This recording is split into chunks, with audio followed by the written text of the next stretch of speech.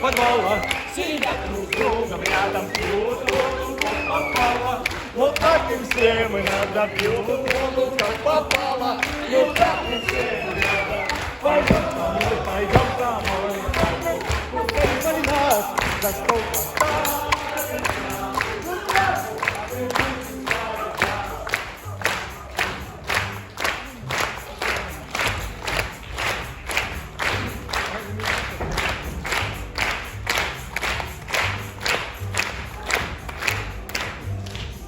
Мы актеры только тени. Не броните представление, это просто сновидение. Просто малость вы поспали, и пред вами сны мелькали легкие, пустые сны.